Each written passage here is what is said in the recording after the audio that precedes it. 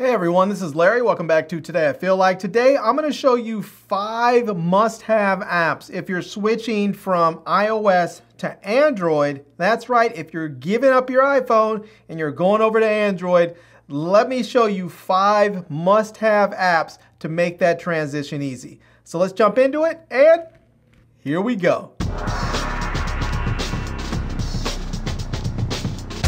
All right, let's go ahead and check out these apps. Now, just so you know, all of these apps that I'm going to mention are available both for iOS and Android. So if you decide you want to go back and forth, some people like to go with an iPhone one year and an Android the next. Some people have both phones because one's for work and one's for personal. Some people, just like me, have both phones all the time, and you want to make sure that your apps are always going to work regardless of which phone you pick up. So all of these apps are going to work on both platforms. All right, let's jump in. And the first app I want to show you is Google Keep. Now here we are inside the Google Play Store. The Google Keep app is going to replace your Apple Notes app. It's going to be fantastic for different notes, and it's going to give you all kinds of options for list. We can see here that you can capture stuff where you're adding, or add notes where you can add photos in there. You can color code stuff, all kinds of great things in there. You can create lists together, so you can add multiple people onto your list. So if you're trying to make a list for, say, a trip, you can put all the stuff that you think you may need in there, and then you can check stuff off as you get everything situated. So you can do drawings on here as well. So if you want to make a drawing, you can have a note as a drawing. You can also do hands-free note-taking, so you can actually speak to the app and use your voice to take notes.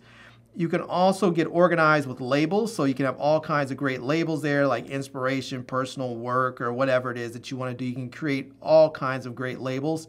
You can also even set reminders for your app. So if you know you need to go to the store, you can set the date and the time. You can even set it to repeat or not to repeat so that you get everything situated the way you want it. So yeah, there's even dark mode on there.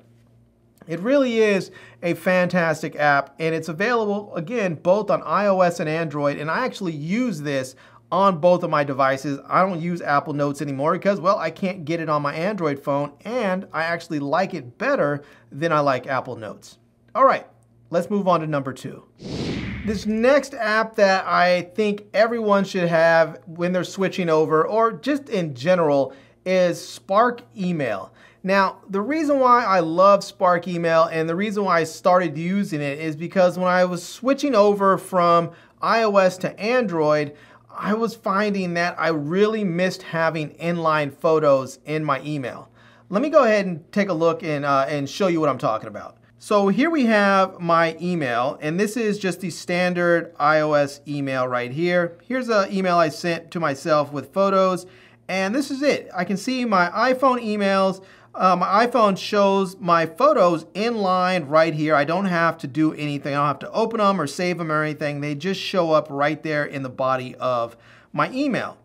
However, if I come over here to my Android phone, and let's say that I go to Gmail here. I'm going to open up my Gmail, and I'm going to go ahead and click that same email right there.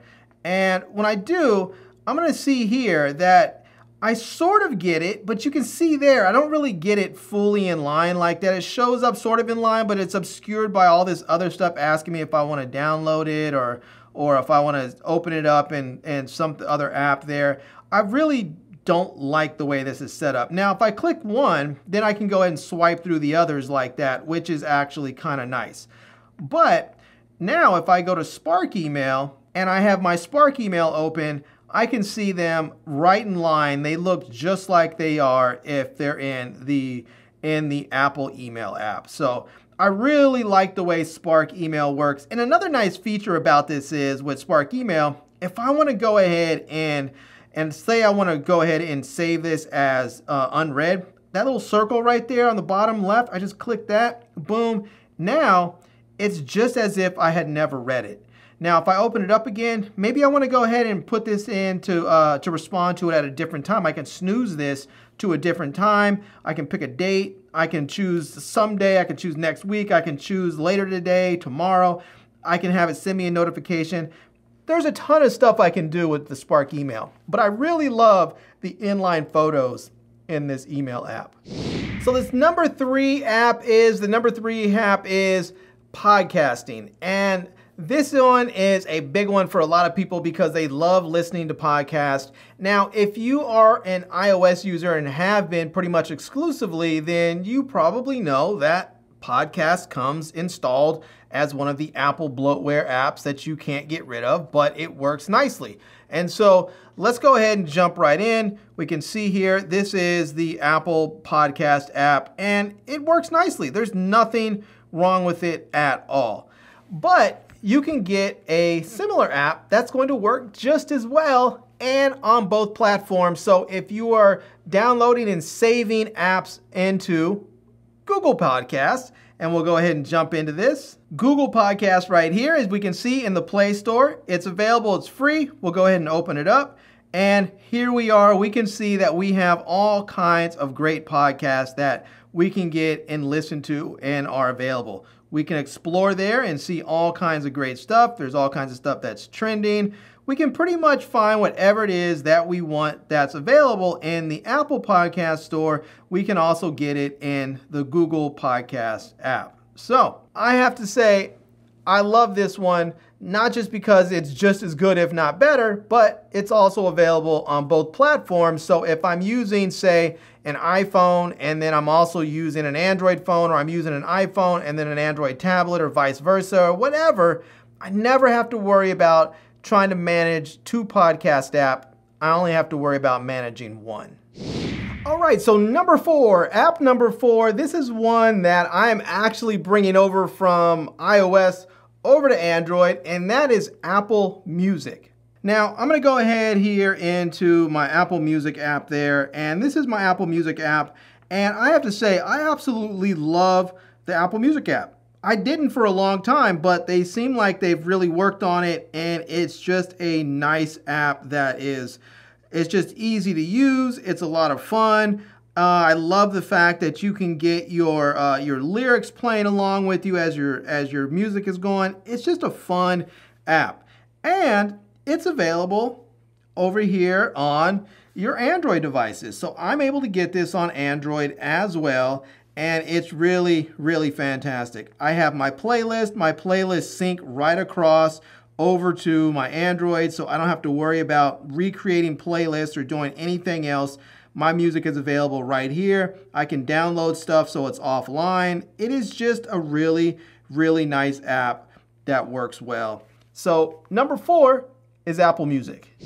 All right, here we go with number five. This is the last one, and this one is a biggie for me, and that is photo editing. I love to edit photos on my phones, and I think that Apple's built-in photo editing is just absolutely amazing. It's some of the best that I've tried. In fact, sometimes I prefer to actually edit on my phone or on my tablet than I do even on my computer, and I haven't had that same sort of experience or enthusiasm when I'm editing photos on my Android phones until I discovered Snapseed, which is amazing, and it's available on both iOS and Android. So let me just go ahead, let me jump in right quick on my iPhone, and we can see here in the photo app, I can just grab a photo like this right here. It's nothing special, it's just some random old photo I shot when I was out, and I'm gonna edit this. You can obviously just go auto if you want, but we can click off of that. But it's so easy with these sliders just to go ahead and change things like the highlights. You can adjust things like the shadows there. You can come over here, adjust the contrast any way you want. You can come over here and adjust the saturation. You can really make those greens and oranges and everything just go crazy. You can do all kinds of great stuff in this app. It's super, super easy. Now, on Android, the built-in editing app, the built-in photo editing, I haven't found to be that great. So I've been using Snapseed. Let's jump into the Snapseed app and I'll show you what that looks like. All right, here's Snapseed. I'm gonna open that up. And when you do, it's gonna say tap anywhere to open a photo. So I'm gonna go ahead and hit tap. Now you can see right there, it's defaulted to my downloads. I'm gonna go ahead and switch this to my gallery, and I'm gonna find a photo. And I'm gonna choose something like this right here. I'll grab that one, and now I can go ahead and do all kinds of great stuff in here. I can do the same things. I can come in here, I can go to Tune Image, and I can go ahead and I can drop down the highlights if I want there. Excuse me, I can drop that down there. I can come over here and I can go and and I can mess with the shadows some if I want. I can increase them if I want to, or I can decrease them if I want to make that a little bit darker there. I can come in here and I can mess with the saturation again. I can come in here and tweak the contrast and really get this thing going and make that look fantastic. So, and when I want to save it, I just hit the save button, and now I can export it or save it or export as. I have more save options than I do with iOS as well, and I can even share it. So yeah, as you can see, there are some really, really nice things you can do with the Snapseed app. There's a whole lot more you can do with this app. Those are just some of the basics that I do on a regular basis. But I have found that the Snapseed app is probably a little bit better than the built-in photo app of the iPhones because there's so much more you can do with it. But as far as convenience and ease, the Apple app is amazing. So if you're used to that Apple photo and video editing app, jump over to Snapseed. You will be very, very happy with the options that you have over there. All right, so there you have it. Those are 5 apps that I highly recommend that you get if you're switching from your iPhone over to your Android phone. I think they will make your life so much easier, and you will likely never go back. Even if you switch back from your Android phone and go back to an iPhone, you likely will keep using the apps because they work on both platforms and they are fantastic. Now, there are some other apps that can help out. For instance, if you are someone that also has a MacBook and you love AirDrop, well, you don't have to give it up, but what you can get is Snapdrop. Snapdrop works both on iOS and Android, and it will work on your computers. And it's not platform specific. So you don't have to worry about having a PC or a Mac or a tablet or a phone, whatever. You can send photos and videos with Snapdrop over to your iPhone or to your iPad or to your PC or to your Mac. You can send it pretty much wherever you can wherever you have a web browser. You can go ahead, open up snapdrop.net, and you can send photos and videos from your phones, one or the other, to whatever platform or to the computer or a tablet, whatever. It's incredible. That's just a little bonus one. So there you have it. Anyways, I'll leave links to all the apps down below in the video description so that you can check them out. I'll also leave links to my Amazon page, my social media contacts, so you can reach me elsewhere. And I hope you enjoyed this video. If you did, please give it a big thumbs up. And please subscribe to this channel. And follow me on Instagram. And I am Larry with Today I Feel Like. Thanks for coming back to see me. Come back and see me soon. And until next time, love, peace, and hair grease. Peace.